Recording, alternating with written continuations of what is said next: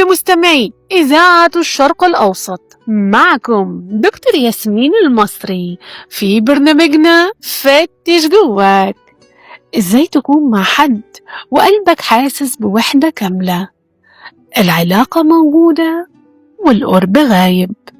في جلسات الكوتشنج الصورة دي بتتكرر كتير. 2 في علاقة كل واحد فيهم شايف إن التاني سبب وجعه.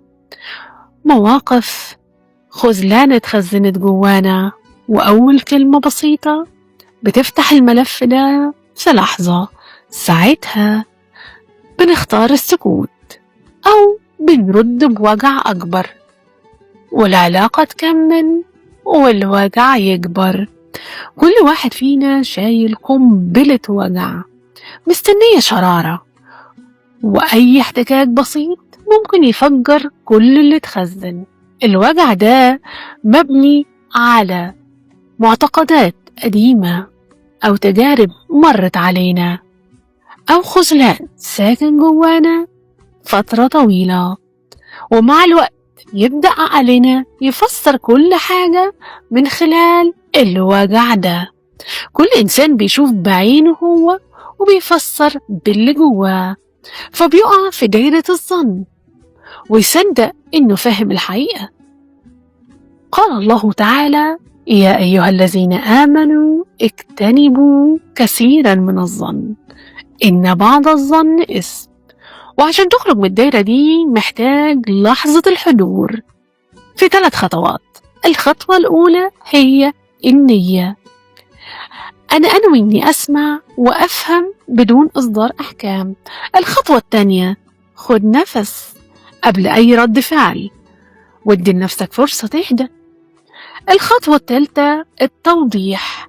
لو كلمة أثرت فيك اسأل بهدوء تقصد إيه بالكلمة دي. السؤال ده بسيط لكنه بيمنع سوء تفاهم كبير.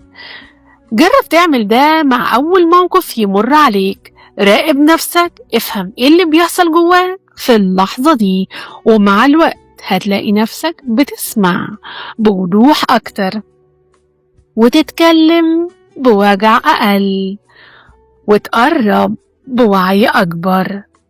وخلي بالك التغيير بيحصل مع التكرار ومع الصبر. لو حسيت إن الوجع ده محتاج مساحة آمنة، جلسات الكوتشنج بتساعدك تحول الظن لوعي والوجع لفرصة قرب. قال الله تعالى: وجعلنا بينكم مودة ورحمة. الرحلة دي مكملة بس محتاجة وعي.